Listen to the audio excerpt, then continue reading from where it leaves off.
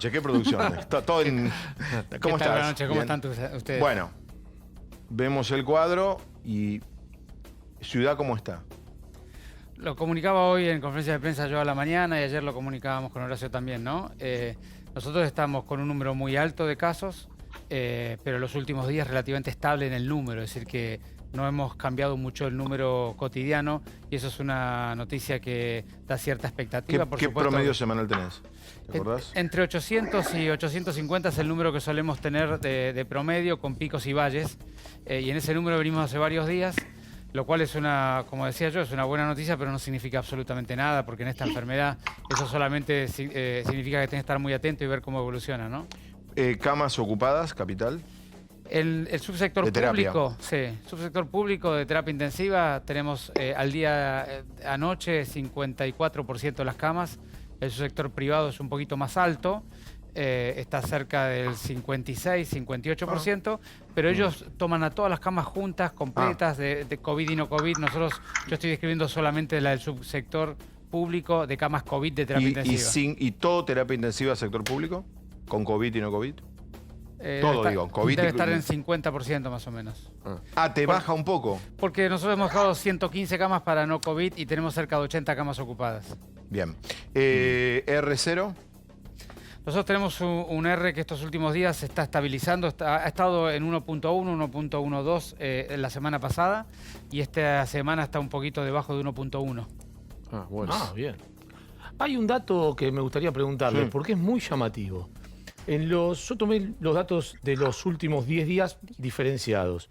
En los últimos 10 días, ya, te vas del 15 al 25 de junio, saltaste de 141 a 215 camas de terapia intensiva, un 70%. En los últimos 6 días saltamos de 215 a 220 nada más, un 2,5%. ¿Cómo se explica esa diferencia? Bueno, nosotros siempre insistimos en el tema de la temporalidad y pasa lo mismo con los fallecidos que estaba mostrando recién. Lo que ocurre primero es el número de nuevos casos del día. Y luego, varias semanas después, se ocupan las camas de hospital, las camas de terapia intensiva, y una semana después ocurren las personas que van a fallecer, fallecen esa temporalidad. Entonces hay que ver muy bien cuando vos tenés un aumento de mortalidad o de fallecidos, como ha pasado estos días, o cuando tenés un aumento de camas de terapia intensiva, como nos ocurrió la semana anterior, ir para atrás en la temporalidad correcta, 2 a 3 semamas, y mirar qué pasó. Y cuando en la ciudad haces eso, encontrás que fue un periodo de un aumento significativo de casos. Fue cuando pasamos de 400 diarios a 600 a 700 diarios. Y eso fue lo que, de alguna manera, esa ola retardada es la que apareció en terapia intensiva la anterior semana, que es lo que vos estás observando. Pero ¿y por qué si la semana para decidir la cuarentena más estricta te da un número significativamente menor? Entonces vos decidís una cuarentena más estricta con una semana donde decís vengo con un número menor. No, cuando nosotros discutimos la cuarentena en los últimos días de la semana anterior, todos los indicadores estaban realmente muy mal. Era el peor momento de la terapia intensiva y todavía teníamos el R arriba de 1.1. De manera que la temporalidad se dio de esa manera en aquel momento. Pero digamos, es muy importante entender que cuando vos tenés la terapia intensiva relativamente vacía, un aumento de ingresos a la terapia intensiva genera un aumento muy rápido de los pacientes en terapia porque como hay pocos, previamente salen pocos de alta. En la medida que la terapia intensiva se va llenando de pacientes, si bien vos podés tener mucho ingreso, también tenés mucho egreso porque hay mucho para egresar. Entonces se balancean las curvas de ingreso y egreso. Y eso es lo que está pasando en estos días. Te voy a hacer una pregunta de José de Caballito o Carlos de Recoleta. ¿La cuarentena de la ciudad es solidaria en función de lo que acaba de preguntar Gustavo? ¿Estamos en cuarentena en la ciudad para no dejar en banda al GBA? No, nada que se le parezca a eso. Nosotros hemos mostrado los datos, al momento de la toma de decisiones hemos mostrado los datos de la ciudad. Y teníamos, como bien estaba explicando recién Gravia, teníamos un aumento muy acelerado de la ocupación de camas de terapia intensiva y teníamos un R que no lograba acercarse al 1 y con un número de casos muy altos en cada día. Como pero ahora acabas de explico, decir que bajaste de 1,12. En los últimos 3 días hay cierta estabilización un poco más clara de los casos. Pero la cuarentena de los últimos 3 días es la misma de hace 10 días. Claro, pero quiero decirte, vos tomás decisiones en un momento y seguís las curvas en otro momento. El momento que tomamos las decisiones era el peor momento de los datos de la ciudad.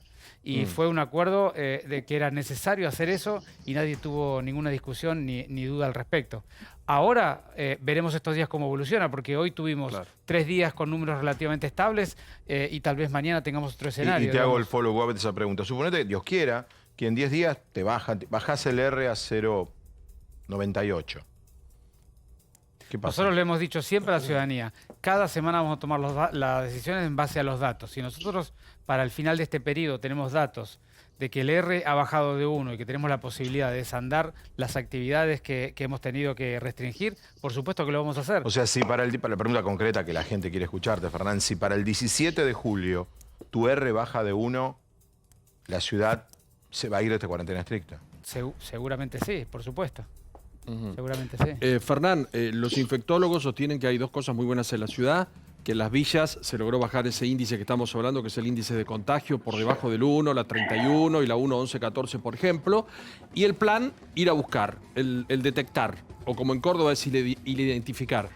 ¿Vos crees que esas son situaciones claves como para poder encontrar un camino? Y te quiero preguntar si es cierto que la positividad es muy alta. Siempre hay un dato para preocuparnos. Si no son las camas, es el R0. Si no es el R0, nos dicen, guarda que la positividad es muy alta. Yo te diría, a mí me parece que hay dos componentes que son, a mí no es que me parece, todos los países del mundo lo han demostrado, pero hay dos componentes que son esenciales para el control de esta pandemia. Primero, el distanciamiento social, que puede tener la forma de obligatorio en algún momento, de decisión ciudadana en otro momento, siempre con el tapabocas, tomando las distancias, el cuidado individual. Ese es un componente esencial en el control de esta pandemia, que no es suficiente, pero que es esencial.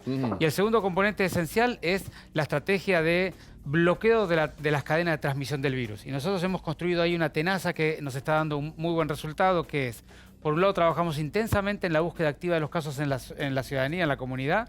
Y, como bien decías vos, vamos proactivamente a buscar, identificamos los contactos estrechos que tienen síntomas, los aislamos rápidamente, los llevamos a los hoteles. Sepan ustedes que al día de hoy tenemos cerca de 4.000 camas de hotel ocupadas y han pasado por los hoteles una cantidad enorme, más de 20.000 personas han pasado por los hoteles porteños durante un periodo de distanciamiento social. Entonces, ir a buscar a la comunidad y cortar la cadena de transmisión en la comunidad.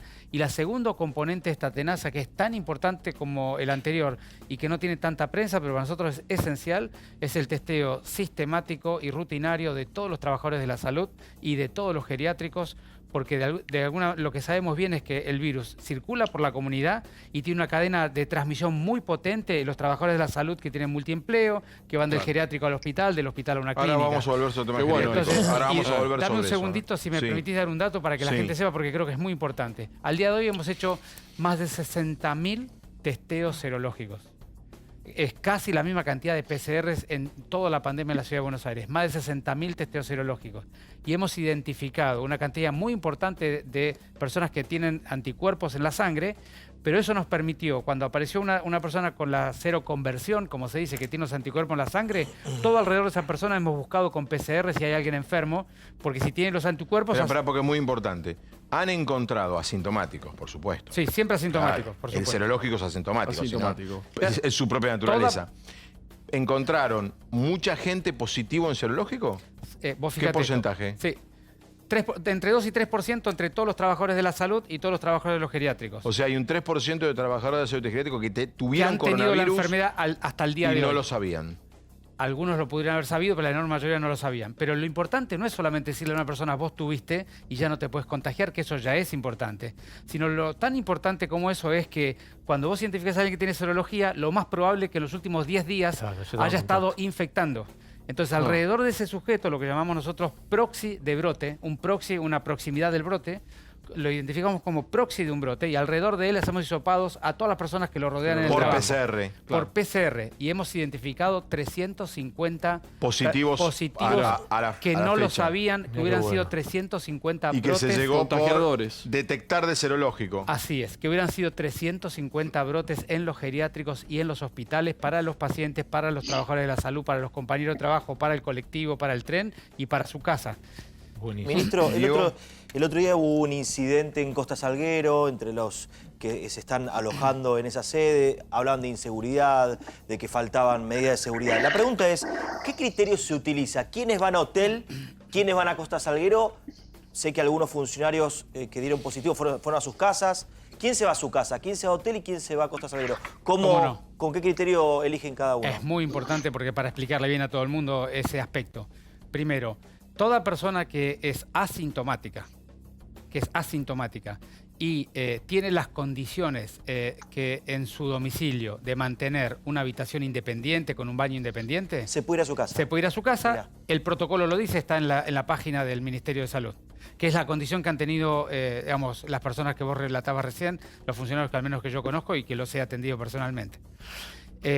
Esta condición no se da frecuentemente en los barrios populares porque en general el nivel de hacinamiento hace que vos no puedas tener una habitación y un baño, pero cuando se da también lo cumplimos. Luego, de las personas que son, digamos, sintomáticas, leves, pueden estar en un dispositivo que no sea hospitalario. Y allí la clasificación es de la siguiente manera.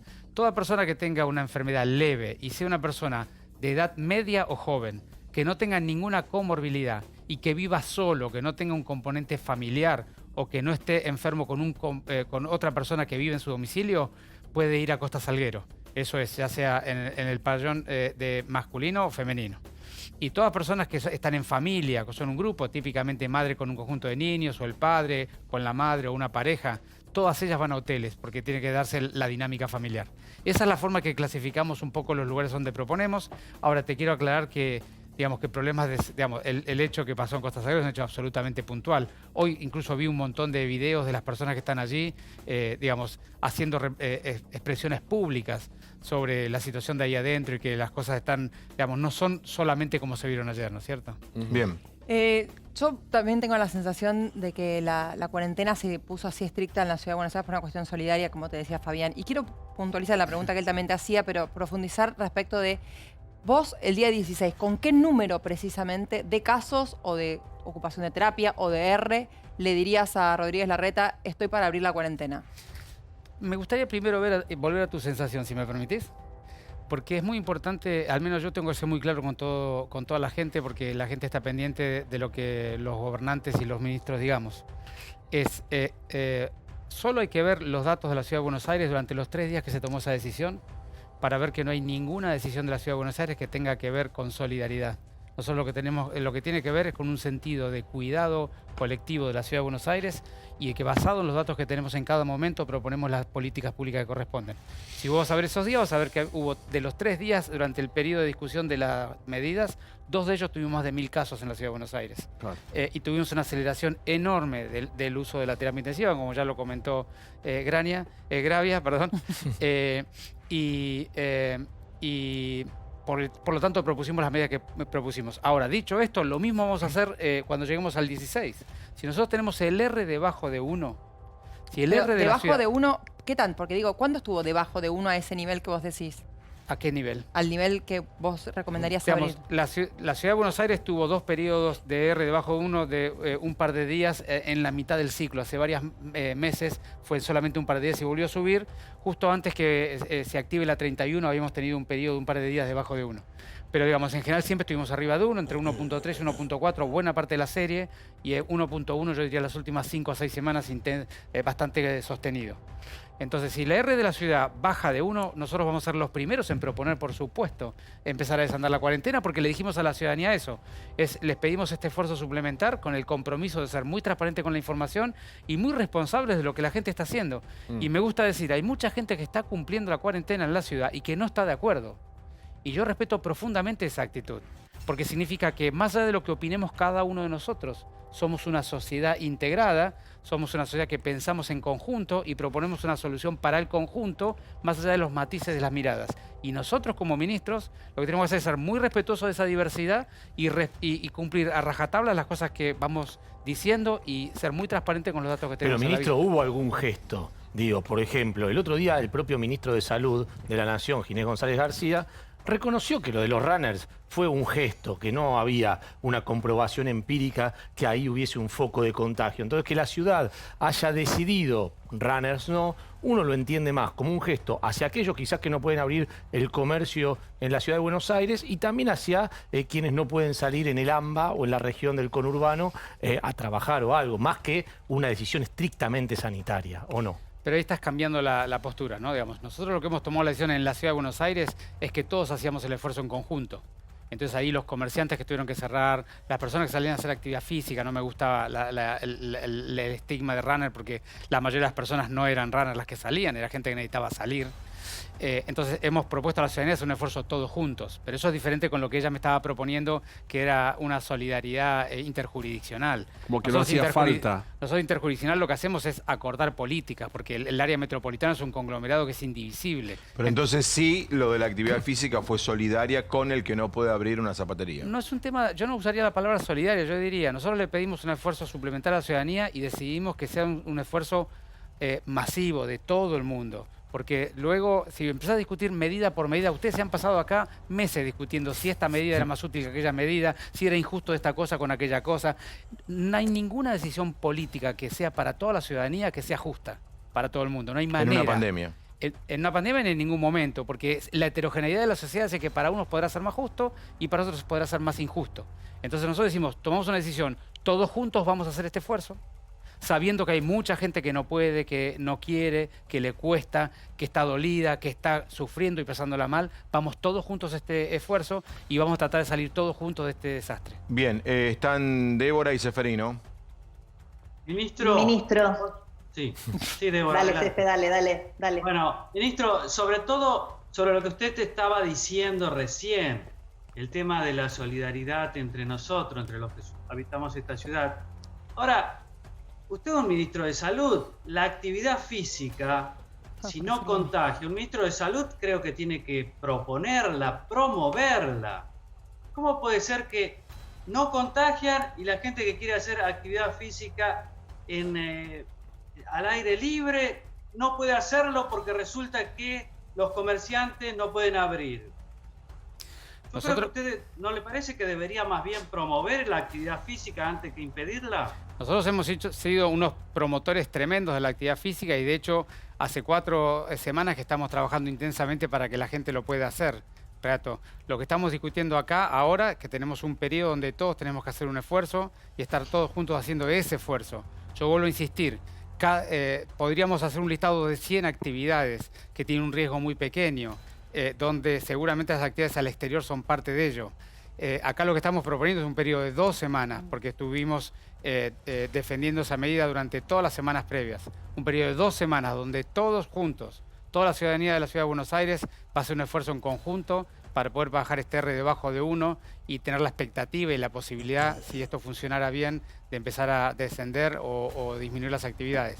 De manera que yo no tengo la voluntad de discutir medida por medida, porque además a la gente eso no le aporta nada, ningún conocimiento mío al respecto, y mi responsabilidad es comunicar y dar la información a la gente. Bien, Débora. Ministro, quería preguntarle, si bien no es su área de competencia, pero tenemos por delante 17 días complejos para gran parte de la ciudadanía que está hace más de 100 en cuarentena, ¿qué opinión tiene usted de lo que vimos hoy, de los retenes, de las filas de 2 horas, hora y media, que tienen que hacer los automovilistas que, supongo, infiero yo, a esa hora de la madrugada tienen el permiso correspondiente, si no, no se van a arriesgar a salir, el episodio Bernie? Quería preguntarle una perspectiva, si bien le reitero, son fuerzas federales, no es su área de competencia, pero quería pedirle una perspectiva. Bueno, el primer ajuste a tu comentario que te haría, Débora, es que no tenían todos los controles, todos los permisos en los controles. Hubo una cantidad importantísima, yo no me acuerdo ahora el número, de personas que tuvieron que desandar su camino porque no tenían los controles de permiso. Lo segundo que te diría es que la forma de controlar tiene que ser lo más amigable y simple para la gente. Es decir, esto de que se armen estas colas tan largas es muy disruptivo para la gente que sí tiene que ir a trabajar, de manera que yo creo que allí hay cosas para mejorar decididamente. Y lo tercero es que en la medida que todos nosotros vayamos aprendiendo, gobierno y ciudadanía, a acordar políticas públicas en momentos específicos de la pandemia, seguramente va a pasar que en la medida que todo el mundo, por su propia decisión, cumpla con las reglas, los controles van a ser todos mucho más sencillos y no necesitaremos... ¿Y es aleccionador? ¿Usted cree que el control estricto y, digamos, promoviendo en muchos casos por el modo en el que está organizado que se hagan demoras y demás, cree que tiene un fin aleccionador para que otra gente se desaliente de salir si no tiene los papeles como corresponden? ¿Cree que es así? Bueno, no es mi área, ¿no es cierto? Pero a mí no me gusta la idea de que personas que tengan que circular tengan que perder su tiempo para eleccionar a otras, digamos. No me parece un razonamiento razonable y tampoco me parece que en la construcción de una colaboración comunitaria en una pandemia la forma sea leccionar a un subgrupo de la sociedad. Yo apuesto siempre, lo he dicho acá en muchas oportunidades, siempre he puesto muchísimo más a la reflexión de cada uno de nosotros, a cada uno de nosotros preguntarnos cada día qué podemos aportar y sobre todo, si nos proponen una política pública para poder pasar este momento tan difícil, más allá de que nos parezca justa o no, que estemos de acuerdo o no, que nos cuidemos mutuamente y cada uno por propia decisión se cuide de la política pública. Si todos hiciéramos todo ello y los estados y los gobiernos hiciéramos nuestra tarea de manera intensiva y bien, seguramente pasaremos esta pandemia de mejor manera. Última pregunta, Gustavo. Ministro, todos estamos aprendiendo, ¿no? A 3 meses y medio de esto. Nosotros como periodistas, ustedes, aunque parezca mentira, también, porque es un virus nuevo. Pues, Mirado en retrospectiva, con las medidas que se fueron tomando y con el conocimiento que tiene usted hoy de la situación, ¿qué cosas hubiese hecho que hubiesen mejorado hoy esta situación cuando comenzó esta pandemia, ya sea en Argentina en los primeros días de marzo o cuando tenían ya la información de lo que se venía? bueno, siempre es una pregunta muy difícil de responder esa, porque el tema es que uno cada día que pasó fue aprendiendo lo que uno sabe y es hoy es un escenario muy difícil, muy diferente y mucho más, con mucho más conocimiento de lo que era al principio. Pero yo te diría, a nosotros nos cambió la forma de mirar esta pandemia y hemos cambiado todas las políticas públicas hace cerca de 2 meses, cuando entendimos el fenómeno que no había sido descrito científicamente aún para ese entonces, el fenómeno de que prácticamente la mitad de los contagios entre las personas ocurren con personas que aún no tienen síntomas, ya sea porque van a ser asintomáticas en el periodo de la enfermedad o porque están presintomáticas y todavía no han empezado con la fiebre o con los síntomas. Hasta ese momento los reportes internacionales demostraban que el COVID se contagiaba por personas con fiebre y síntomas y que apenas el 1% de los contagios eran en personas que no las tenían. Y todas las medidas de política pública se restringían a ello. Si nosotros hubiéramos sabido desde el primer día que no era así, que las personas podían tener una enfermedad y no tener ningún síntoma y contagiar y dispersar el virus, seguramente hubiéramos hecho mucho antes lo que hicimos con los hoteles, con los repatriados. Hubiéramos pedido a la gente cuando volvía a la Argentina que se quede previamente un periodo de cuarentena en el hotel, lo hubiéramos testeado antes que salgan a la ciudadanía, hubiéramos puesto mucho antes el tapaboca y el barbijo y seguramente hubiéramos tomado políticas mucho más proactivas como estamos haciendo hace 2 meses con el detectar, yendo a la casa uno por uno, sabiendo que pequeños síntomas la gente a veces no lo relaciona con la enfermedad y está contagiando mientras está enfermo. Doctor, gracias, como Por favor. siempre. Gracias por Hay invitarme. toda una apuesta acerca a la peluquería, no hay peluquerías. No hay Porque peluquería. lo hablamos siempre con Fernán esto. Sí, claro. Porque ¿sabés que te han hecho toda una serie de fotos en un diario sobre... que el El ministro paso del arrancó con el tiempo. pelo corto. El look cuarentena paso a El paso. cuarentena del ministro. No la vi. Todo el mundo está aportando y poniendo tanto esfuerzo que lo menos Pero que es cábala. lo que menos me importa es mi pelo. No, pero es cábala. No hay ninguna cábala. No es cábala. Lo único que me importa es ocuparme de la pandemia, no es Bien. un tema el pelo para mí. No es cábala. Bueno, gracias, Fernán. Por favor.